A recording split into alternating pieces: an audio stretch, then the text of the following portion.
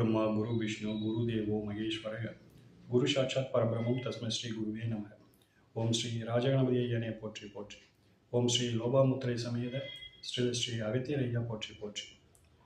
அனைவருக்கும் வணக்கம். குரு அருள் ஆஸ்ட்ரோ முத்து உங்களோடு. இன்றைய பதிவில் ராசிகளின் பொதுத்தன்மைகள் அப்படிங்கிற வரிசையில் மீன ராசி மீன லக்னத்தில் பிறந்த அன்பர்களுக்கான ஒரு பொது பலன்களை பார்க்க இருக்கின்றோம். மீனம் இந்த ராசி சக்கரத்தில் கடைசியாக வரும் ஒரு ராசி, மோட்சத்தை அளிக்கக்கூடிய ஒரு ராசியாக இருக்கின்றது. இதன் அதிபதியாக குரு பகவான் விளங்குகின்றார். இதில் உச்சம் பெறும் கிரகமாக சுக்கிர பகவான் திகழ்கின்றார். இந்த இரண்டு சுபகிரகங்கள் வலிமை பெறும் ஒரு ராசி அப்படின்னு சொல்லிட்டு சொன்னோம் அப்படின்னாக்கா அது மீன ராசி தான். பார்த்துக்கோங்க. இதில் ஒரு கிரகம் கலைகளையும் ஆடம்பரங்களையும் சுகத்தையும் சொல்லக்கூடிய ஒரு கிரகமாக இருக்கின்றது. இன்னொரு கிரகம் நீதி, நேர்மை, தர்மம் இதை சொல்லக்கூடிய ஒரு கிரகமாக திகழ்கின்றது. இந்த இரண்டும் சேர்ந்து கொடுக்கும் ஒரு பலாபலன்கள் அதுதான் மீனராசி என்பர்களின் ஒரு வாழ்க்கை பயணமாக இருக்கின்றது அப்படிங்கிறத பார்த்துக்கோங்க. சரிங்களா? மீனராசியை பொறுத்தவரையிலும் இதில் பிறந்த அன்பர்கள் அப்படின்னு சொல்லுகின்ற பொழுது ரொம்ப ஒரு இனிமையான பர்சன் அப்படின்னு சொல்லணுங்க. அதாவது பேசுறதுக்கும் சரி, பழகத்துக்கும் சரி, ஒரு ஸ்வீட் பர்சன் அப்படின்னு சொல்லுவோம் இல்லைங்களா? அது யாருன்னு கேட்டால் இவங்க தான். நல்லா ஜாலியாகவும் இருப்பாங்க, தேவையான நேரத்தில் ஃபிலாசபியும் பேசுவாங்க அப்படிங்கிறத நம்ம மறந்துடக்கூடாது. இந்த இரண்டுமே அவங்கக்கிட்ட இருக்கும். இவங்களை பொறுத்தவரையிலும் இவங்க ஒரு துக்கத்தையும் சரி, ஒரு சந்தோஷத்தையும் சரி, இரண்டையும் சமமாக பார்ப்பாங்க. எதற்கும் இதுக்கு அதிக முக்கியத்துவம், இதுக்கு அதிக முக்கியத்துவம் இல்லை அப்படின்னு பாகுபாடு பார்ப்பதில்லை. வெற்றி மகிழ்ச்சி அப்படிங்கிறது வரும்போது துள்ளி குதிக்கிறதும் இல்லை, ஒரு துக்கம் ஒரு கஷ்டம் அப்படின்னு வருகின்ற பொழுது சோர்ந்து விடுவதும் இல்லை அப்படிங்கிறத நம்ம பார்த்துக்கணும். ஸோ இவங்களை பொறுத்தவரையிலும் இது ஒரு பெரிய ப்ளஸ் அப்படின்ட்டு தான் சொல்லணும். இவங்களுக்கு வரும் கஷ்ட நஷ்டங்களை அல்லது ஒரு சங்கடங்களை மற்றவங்ககிட்ட சொல்லி அதை ஒரு பெரிதாக்கி மற்றவங்களையும் கஷ்டப்படுத்துறதுக்கு இவங்க விரும்புறதில்லை. நம்ம கஷ்டம் நம்மளோட அப்படின்னு சொல்லிட்டு கஷ்டத்தை தன்னுள் வைத்துக்கொண்டு நல்ல சிரித்து ஜாலியாக பேசிக்கிட்டு வளைய வருவாங்க. அந்த முகத்தில் அந்த கஷ்டத்தை வெளிக்காட்டிக்கிறதே இல்லை. எல்லாருக்குமே ஒரு ஒரு கசப்பான ஒரு நிலைப்பாடு இருக்கின்ற பொழுது அந்த முகம் காட்டி கொடுத்துரும் இல்லைங்களா? இவங்ககிட்ட அதை நம்ம எதிர்பார்க்க முடியாது. ஸோ இவங்களை பொறுத்தவரையிலும் இதுவும் ஒரு கூடுதல் ஒரு பலம் அப்படிங்கிறது.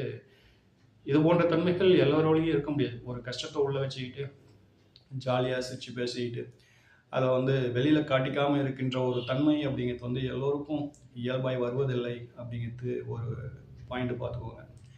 சரிங்களா? இதெல்லாம் இவங்களுடைய கூடுதல் சிறப்பம்சங்கள் அப்படிங்கிறத நம்ம பார்த்துக்கணும். இவங்களை பொறுத்தவரையிலும் கலைத்துறைகளில் அதீத ஆர்வம் உள்ளவர்களாக இருக்கின்றார்கள். கலைத்துறை என்று சொல்லுகின்ற பொழுது சினிமா, அடுத்ததாக நடிப்பு, ஆடல், பாடல், கவிதை, கதை அப்படின்னு சொல்லிட்டு அந்த கலைத்துறையில் ரொம்ப ஒரு அதீத ஒரு ஆர்வமுள்ள நபர்களாக இவங்க இருக்கிறாங்க.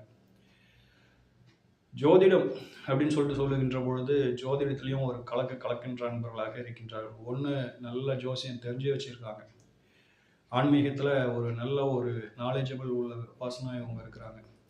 அதே சமயத்தில் ஒரு சில அன்பர்களை பொறுத்தவரையிலும் இந்த நாலேஜை வெளியில் காட்டிக்கிறதில்ல. எனக்கு ஜோசியம் தெரியும் அப்படின்னாலும் ஜோசியம் தெரிஞ்ச மாதிரி காட்டிக்கிறதில்ல. ஒரு சில அன்பர்களை பொறுத்தவரையிலும் ஜோதிடம் தான் எனக்கு வருமானம் தருது அப்படிங்கிற நிலைப்பாட்டையும் இருக்கிறாங்க. இந்த இரண்டு நிலைப்பாடும் இவங்ககிட்ட இருக்குது, பார்த்துக்கோங்க. ஆக இவங்களை பொறுத்தவரையிலும் இந்த நிலைப்பாடுகளில் கூடுதலாக சொல்லணும் அப்படின்னாக்கா கொஞ்சம் கஷ்டப்படக்கூடாது அப்படின்றாங்க. கஷ்டம் அப்படின்னாக்கா உடல் உழைப்பு அதிகமாக இருக்கக்கூடாது, வியர்வை சிந்தக்கூடாது, கட்டிய அந்த உடைகள் உடுத்திய உடைகள் அப்படிங்கிறதுல ஒரு அழுக்குப்படக்கூடாது அப்படின்னு இந்த ஒயிட் கலர் ஜாப்ஸ் அப்படின்னு சொல்லுவோம் பார்த்தீங்களா? அதெல்லாம் கொஞ்சம் சொகுசாக இருக்கணும். அதெல்லாம் இவங்க கொஞ்சம் விரும்புகிறாங்க. அதே போல் ஆண்களாக இருக்கட்டும் பெண்களாக இருக்கட்டும் நேர்த்தியாக உடை அணிவார்கள். அதே போல் நல்லா பளிச்சுன்னு ட்ரெஸ் பண்ணுவாங்க. இந்த ஒப்பனைகளுக்கு அதீத முக்கியத்துவம் கொடுக்கும் அன்பர்களாக இருக்கின்றார்கள். அணிகலன்கள்லாம் நல்லா பார்த்து பார்த்து தேர்ந்தெடுத்து, அது பெண்களாகட்டும் ஆண்களாகட்டும் நல்லா தேர்ந்தெடுத்து அதில் ஒரு தரமான ஒரு அணிகலன்களை, நல்ல ஒரு விலை உயர்ந்த அணிகலன்களை, ஆடைகளாகட்டும் அணிகலன்களாகட்டும் அந்த மாதிரி ஒரு தேர்ந்தெடுக்கிற பர்சனாக இவங்க வந்து இருக்கிறாங்க. உதாரணமாக ஒரு ஆண்களை எடுத்துக்கிட்டோம் அப்படின்னாக்கா, நல்ல கூலிங் கிளாஸ் பிராண்டடாக இருக்கணும், நல்ல செல்ஃபோன் பிராண்டடாக இருக்கணும், அந்த ஃபோனில் வந்து எல்லா ஸ்பெசிலிட்டியும் இருக்கணும். தற்காலத்தில் என்னென்னலாம் ஒரு ஃபெசிலிட்டி இருக்குதோ எல்லாமே அதில் இருக்கணும், அந்த மாதிரி சிந்திப்பாங்க. ஒரு பிரேஸ்லெட் போடுறதாகட்டும், ஒரு பெல்ட்டு, ஒரு காலில் போடுற செப்பல்ஸ், அந்த ட்ரெஸ்ஸிங் சென்ஸ், பேண்ட் ஷர்ட், இப்படி எதை எடுத்தோம்னாலும் அதில் ஒரு ஒரு தரம் இருக்கணும், அதில் வந்து ஒரு பல்ச்னஸ் இருக்கணும் அப்படின்லாம் சிந்திக்கக்கூடிய அன்பர்களாக இருக்கின்றார்கள். எங்கன்னா போகணும் வரணும் அப்படின்னாக்கா பேருந்து பயணங்களை அதிகமாக விரும்புறதில்லை, சொகுசாக போகணும். ஒன்று கார் பயணம் அல்லது இருசக்கர வாகன பயணம். நெரிசல் அப்படிங்கிறதுல வந்து போயிட்டு சிக்கிக்க கூடாது அப்படின்லாம் யோசிப்பாங்க. பயணங்களை அதிகம் விரும்பும் அன்பர்களாக இவங்க வந்து இருக்கிறாங்க. பயணங்கள் இவங்களுக்கு அதிகமாக கிடைக்கும். ஏதோ ஒரு வகையில் பயணம் செய்து கொண்டே இருப்பவர்களாக இவர்கள் இருப்பார்கள். அது தொழில் ரீதியாக இருக்கலாம், அல்லது ஒரு சுற்றுலா போன்ற, அல்லது ஆன்மீக சுற்றுலா போன்ற ஏதோ ஒரு காரணம். பட் இவங்களுக்கு ட்ராவல் அப்படிங்கிறது வந்து இருந்துக்கிட்டே இருக்கும். எப்பயும் வந்து சுறுசுறுப்பாக இருப்பாங்க. சோர்ந்து ஒரு இடத்துல நிற்கிற அன்பர்கள் இவர்கள் கிடையாது அப்படிங்கிறத பார்த்துக்கோங்க. சரிங்களா? அடுத்ததாக இவங்களுடைய குடும்பம், வருமானம் அப்படின்னு சொல்லிட்டு வருகின்ற பொழுது அது செவ்வாய் பகவானுடைய வீடாக வந்துடுது. அடுத்ததா அதில் உச்சம் பெறும் கிரகமாக சூரிய பகவான் இருக்கின்றார். 2-9க்காக இந்த 2ஆம் இடம் தனஸ்தானம் ஆகட்டும், 9ஆம் இடம் பாகியஸ்தானம் ஆகட்டும், இரண்டிற்குமே வந்து செவ்வாய் பகவான் அதிபதி ஆகின்றார். ஆக இந்த ராசி லக்னங்களில் பிறந்த அன்பர்களுக்கு செவ்வாய் பகவான் ஒரு யோகராக திகழ்கின்றார். அப்படிங்கிற பட்சத்தில் இவங்களை பொறுத்தவரைக்கும் பெரும்பான்மையானவர்கள் வருமானம் அப்படிங்கிறது தந்தை தொழிலால ஒரு வருமானம், தந்தை செய்த தொழில் செய்கிறாங்க, அல்லது தந்தை பார்த்த வேலையை பார்க்குறாங்க. அப்பாவுக்கு அப்புறம் இந்த வேலை நான் தாங்க செய்கிறேன், எனக்கு கிடைச்சது அப்படிங்கிற மாதிரியான ஒரு நிலைப்பாடு. அடுத்ததா தந்தையின் வருமானம் அப்படிங்கிறது வந்து இவங்களுக்கு வந்து இவங்க குடும்பத்தில் எப்பயும் ஒரு பங்கு இருக்குது அப்படிங்கிறதுல எல்லாம் மாற்று கருத்து இல்லை. தன லாபம் அப்படிங்கிறது, தன பாக்கியம், குடும்ப பாக்கியம் அப்படிங்கிறது இரண்டுமே வந்து உண்டு அப்படிங்கிறதுல மாற்று கருத்து இல்லை, பார்த்துக்கோங்க. சரிங்களா? பேச்சுன்னு வரும்போது கொஞ்சம் கரகரப்பான குரல், கொஞ்சம் உரத்த குரல் அப்படிங்கிறது இவங்ககிட்ட இருக்கும். வெளிப்படையாக பேசும் தன்மை உள்ளவர்கள், எதையும் வந்து மூடி மறைக்க மாட்டாங்க அப்படிங்கிற மாதிரி. மூடி மறைக்கிறதுல அப்படின்னாக்கா அந்த ஒரு ஒளிவு மறைவு இல்லாமல் பேசுறதுன்னு சொல்லலாம், துணிச்சலாக பேசுறதும் அப்படின்னு சொல்லலாம். ஒரு தயக்கம் இருக்காது இவங்ககிட்ட பேசும்போது, ஒரு போல்ட்னஸ் இருக்கும். போல்டாக பேசக்கூடிய அன்பர்கள், தைரியமாக பேசக்கூடிய அன்பர்கள் அப்படிங்கிறது தான் இதனுடைய பொருள் அப்படிங்கிறத பார்த்துக்கோங்க. சரிங்களா? முயற்சி ஸ்தானம் 3ஆம் இடம், 3க்கும் 8ஆம் இடத்துக்கும் ஒரே அதிபதி. ஒரு சுபகிரகமான சுக்கிர பகவான் உங்களுக்கு வந்து ஒரு அசுபாதிபத்தியம் பெற்ற கிரகமாக வந்துடுறார். இது வந்து கொஞ்சம் சிறப்பில்லை அப்படிங்கிறது ஒரு நிலைப்பாடு பார்த்துக்கோங்க. இருப்பினும் முயற்சி அப்படிங்கிறது சுக்கிர பகவானால் தான் கிடைக்கிது. சுக்கிர பகவான் தான் உங்களுக்கு முயற்சியை கொடுக்கின்றார். அதன் காரணமோ என்னவோ உங்களுக்குலாம் வந்து அந்த கலைத்துறையின் மீது அதீத ஒரு நாட்டம், அதீத ஒரு விருப்பம். அதில் வந்து நிறைய அன்பர்கள் வந்து பல பேர் சாதிக்கிறாங்க, பல பேர் கிட்ட போயிட்டு அதனோட தொடர்பில் இருக்கிறாங்க அப்படிங்கிற மாதிரியான ஒரு நிலைப்பாடு. அடுத்ததா இந்த முயற்சிகள் அப்படின்னு சொல்லுகின்ற பொழுது பயணம் சார்ந்த விஷயங்கள், வாகனம் சார்ந்த விஷயங்கள், அது ஒரு நிலராசி பார்த்துக்குங்க. அதனால வந்து நிலம் சார்ந்த விஷயங்கள் அப்படிங்கிறதுலாம் கூடுதல் சிறப்பு. இது சார்ந்த விஷயங்கள்ல இவங்களாம் வந்து முயற்சி செய்கிறாங்க. அங்கே உச்சம் பெறும் கிரகமாக சந்திர பகவான் இருக்கின்றார். உணவு சார்ந்த விஷயங்கள்ல இவர்களுடைய முயற்சிகள் இருக்கும்.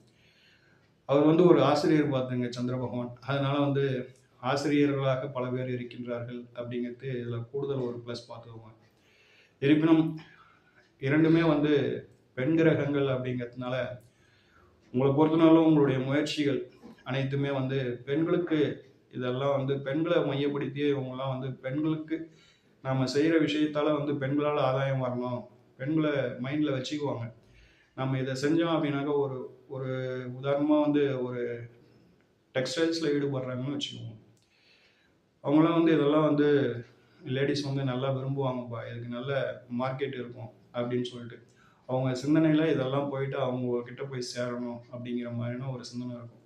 உதாரணமாக ஒரு பாட்டு எழுதுகிறோம் அப்படின்னோம்னா கூட இது பெண்களுக்கு மையப்படுத்தி அல்லது பெண்கள் மனதை கவரணும் அப்படிங்கிற மாதிரி ஒரு கதைகள் எழுதுவதாகட்டும், இதெல்லாம் வந்து அந்த பெண்கள் அப்படிங்கிறது வந்து இவங்களுடைய முயற்சிக்கு உள்ளே இருக்கும், பேக்கெண்டில் இருக்கும் அப்படிங்கிற மாதிரியான ஒரு நிலைப்பாடு.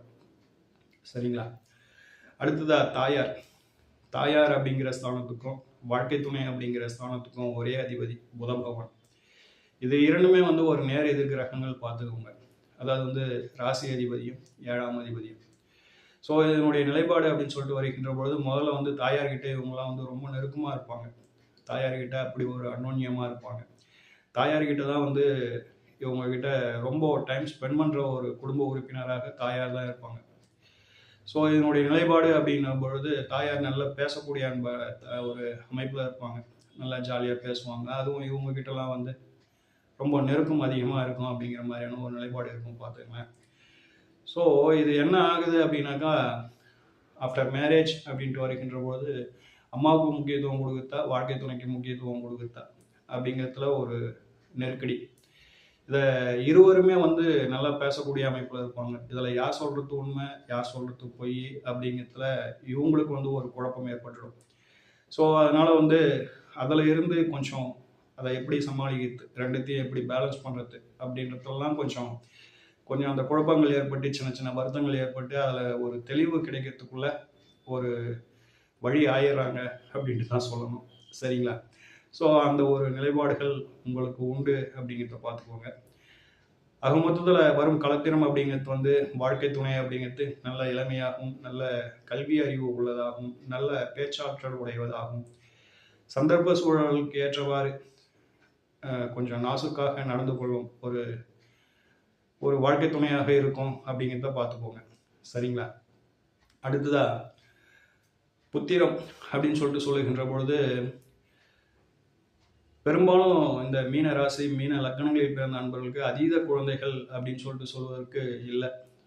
பரவலாக நம்ம ஜாதகங்களை அனலைஸ் பண்ணுகின்ற பொழுது அல்லது நமக்கு வரும் வாடிக்கையாளர்கள் நம்ம கேட்கின்ற பொழுதும் அவங்க சொல்லுகின்ற விஷயங்கள் அப்படின்ட்டு இதெல்லாம் கொஞ்சம் நம்ம கூர்ந்து கவனிக்கின்ற பொழுது அதீதமாக 1, 2, மேக்சிமம் 2, அதுக்கு மேலே வந்து குழந்தை அமைப்புகள் அப்படின்னு சொல்லிட்டு கையில் இல்லை.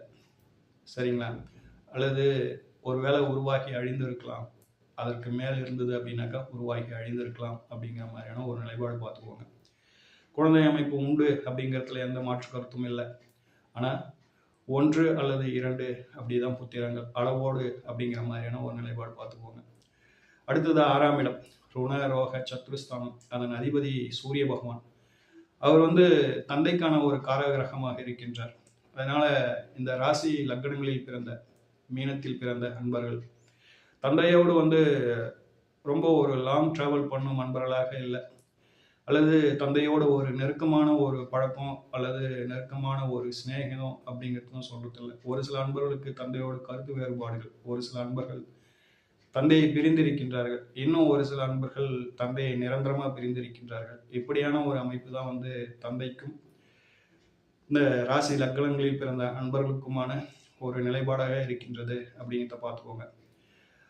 அடுத்ததா இந்த ராசி லக்னத்தின் ஜீவனம் அப்படின்னு சொல்லிட்டு வருகின்ற பொழுது ஜீவனத்தை கொடுக்கும் ஸ்தான அதிபதியாக ராசி லக்னாதிபதியை திகழ்கின்றார். அதாவது வந்து குரு பகவான். அப்போ உங்களின் பிறவி ஜாதகத்தை பொறுத்தவரைலாம் குரு பகவான் அப்படிங்கிறவர் வந்து பலவீனப்பட்டு விடக்கூடாது, பாவர்களோடு சேர்ந்து விடக்கூடாது. அப்படி சேர்ந்து இருந்தார் அப்படின்னாக்கா உங்களின் நிலைப்பாடும் உங்களின் சிந்தனைகளும் உங்களின் மனமும் ஒரு பசும்போல் போட்டிய புலியாக மாறினோம் அப்படிங்கிற ஒரு நிலைப்பாட்டை மறந்துடாதீங்க. பார்ப்பதற்கு என்னதான் நீங்கள் நல்லவங்க மாதிரி தெரிஞ்சாலும் உள்ளுக்குள்ள ஒரு பதுங்கி அடிக்கின்ற ஒரு புலி மாதிரி அப்படிங்கிற ஒரு நிலைப்பாட்டை நீங்கள் ஏற்றிடுவீங்க. தொழில், ஜீவனம், வருமானம் அப்படிங்கிறதுலாம் வந்து உங்களுடைய கற்பனைக்கும் உங்களுடைய நடப்பு நிகழ்வுக்கும் ஒத்து வராத நிலைப்பாட்டையே தந்துடும் அப்படிங்கிறத பார்த்துக்கோங்க. ஸோ உங்களின் நிலைப்பாட்டை பொறுத்தவரையிலும் உங்களின் உயர்வை பொறுத்தவரையிலும் உங்கள் பிறப்பு ஜாதகத்தில் குருவின் நிலைப்பாடு எந்த அளவுக்கு வந்து சிறப்பாக இருக்கின்றதோ அந்த அளவுக்கு தான் வந்து உங்களின் வாழ்க்கை தரமும் உங்களின் பெயர் புகழ் அப்படிங்கிறதுலாம் ஒரு படி மேலே இருக்கும் அப்படிங்கிறத பார்த்துக்கோங்க. சரிங்களா? ஆகிய இன்றைய பதிவில் வந்து மீன ராசி லக்னத்தின் ஒரு பொது பலன்களை பார்த்தோம் நண்பர்களே. இந்த பதிவில் எந்த அளவுக்கு உங்களுக்கெல்லாம் இந்த கருத்துக்கள் ஒத்து வந்தது அப்படிங்கிறத கமெண்ட் பாக்ஸில் கொஞ்சம் தெரிவியுங்கள். சரிங்களா? ஓம் ஸ்ரீ ராஜகணபதி ஐயா அவரின் அருளோடும், ஓம் ஸ்ரீ லோபாமுத்திரை சமேத ஸ்ரீ அகத்தியர் ஐயா அவரின் ஆசியோடும் அனைவருக்கும் வாழ்வில் நலமும் வளமும் கிடைக்கப் பெற்று ஆனந்தமும் மகிழ்ச்சியும் என்றென்றும் நிலைத்திருக்கட்டும். வாழ்க வளமுடன், வாழ்க பல்லாண்டு. நன்றிகள், வணக்கம்.